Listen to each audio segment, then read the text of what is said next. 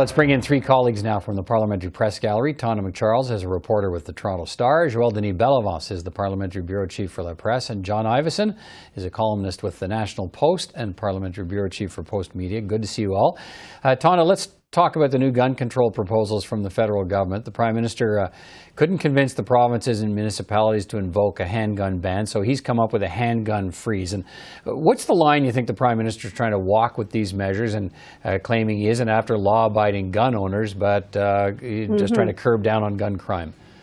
Well, that is the line he's trying to walk, to say to legal handgun owners in the country right now, he's not out to confiscate their weapons. But look, earlier today after Cabinet met, I spoke to the Public Safety Minister, Marco Mendicino, and asked him about what about the $1 billion you'd set aside for the provincial and or municipal handgun bans. And he said, oh, well, all options are still on the table.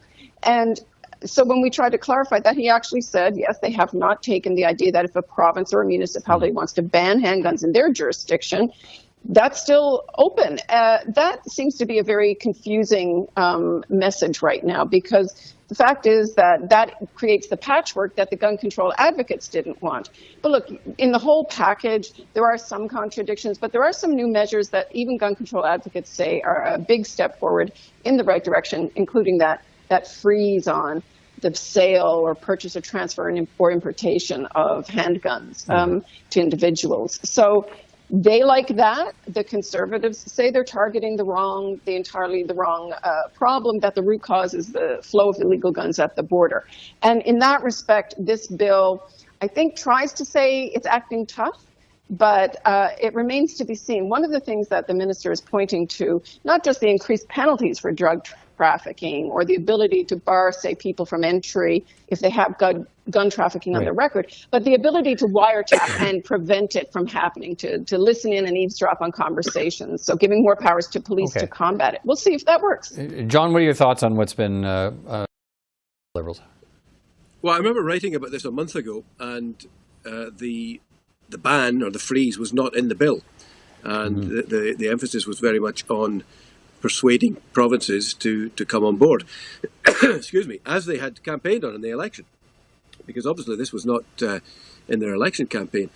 And yet it was referred to as a last resort. I think potentially the progress of the Ontario election, where it's pretty clear, I think, that Doug Ford is going to win, and Ford had already said that he didn't want to sign on to such an agreement because it was he was more focused on guns and gangs. So with Ford winning, that idea seemed to be less tenable, and I think with events in the States, the last resort ended up becoming the first resort. But it doesn't surprise me to hear what Tonda's saying, that the option is still on the table to try and lure provinces in, because we've seen this work in the past. The Liberals tried this with the Canada Pension Plan. We saw this with the daycare plan as well. You get a couple of provinces on board, you've got money on the table. Right. The provinces are eventually unable to resist the lure of the money and eventually take it. All right, Joël-Denis, what are your thoughts on this? Well, I think that the Prime Minister listened to groups like Police Souvien and the Coalition for Gun Control on this file, because last time the Prime Minister and his government introduced gun laws, they were roundly criticized by Police Souvien, to the point where Police Souvien didn't want to go with the Prime Minister to commemorate the 1989 Polytechnique massacre. So those groups were a part of the press conference that the Prime Minister held with foreign ministers. So I think it's a big turnaround. Now, the key question for the Liberal government now was, how will it be received by the rural caucus, where gun control laws sometimes cause some divisions within the Liberal ranks? So that will be something to watch in the next few weeks. Tonda, more damning reports from the Auditor General today on the delays in benefits for veterans and others, racism in the prison system, and failures to deliver on gender equality outcomes and on programs for some of the most vulnerable in the country.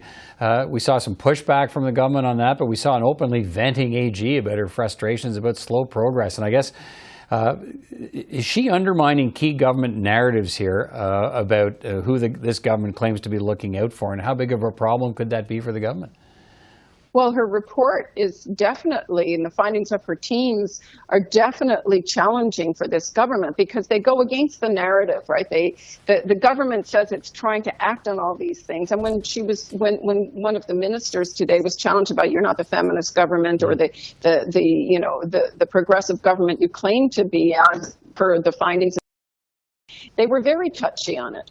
But I think what is also a good takeaway from these reports is that this government is very good at talk and faces the same challenges that lots of governments do on action and implementing and execution of promised action. It's very much a follow-on, I think, this package of auditor reports to the report we saw from Louise Arbour yesterday, right? Wasn't it? She said the government is literally successive ministers are sitting on hundreds of recommendations for change. Implementing change is the really tough and challenging part, and it's hard to disagree with her when they've got facts and figures to put forward. John, how do you see this? Yeah, I think that there's a commonality which seems to be emerging across a whole bunch of areas. Now, I'm writing today about the fact that the vaccine mandates have been extended for travellers for another month, during tourism week. And it just seems to me that the government is either, not listening or it doesn't care anymore. It's got to a stage in its life where the things that it got elected on are no longer apparently important to it. They got elected on improving services and benefits for veterans, and yet, they apparently, even the department says for the past 7 years it hasn't lived up to its own targets. Passports. We saw that yesterday. The government claims, well, there's a surge in demand. People suddenly all of a sudden all wanted passports. Well, the number of people wanting passports is no greater than any normal year pre-pandemic. So the service levels that all governments are required to live up to are not being lived up to by a government that is now in the 7th year of its mandate. Okay, Joël-Denis, I'm going to quickly move to another subject here as time runs out. We got the close of the Conservative leadership race in terms of membership sales this Friday, and I guess the question remains, what are you looking for in those membership sales numbers? And it's still back to that question, is Pierre Poilievre like the sort of unstoppable train here still?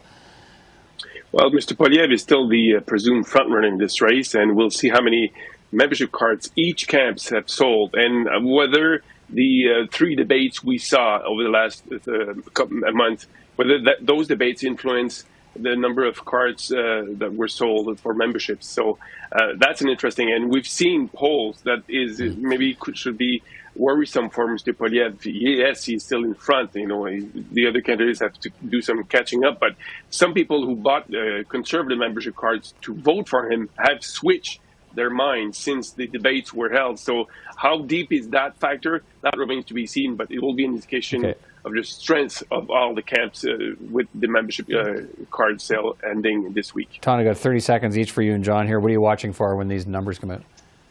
Yeah, I don't know if we'll get it right away, but, fascinating to watch where the breakdown in support will come from, where they've sold their memberships. And, that's the kind of thing we don't necessarily hear right away. Has any candidate mobilized particularly one faction or another, say the gun rights lobby group or, social conservatives, if they've pooled behind any one candidate or another? John, what are you watching for? Well, Patrick Brown is a dark horse. I think we should keep an eye on him. Leslyn Lewis, the Campaign Life folks came out today and said, recommended to their advocates, support Lewis and second Poilievre. And I'd always wondered where Poilievre was going to get his second ballot support from. Well, I guess it's going to be from Lewis's supporters if she falls off the ballot. All right, we'll watch and see what happens. Thank you all for your time tonight. Take care. Thanks, Peter. Thank you.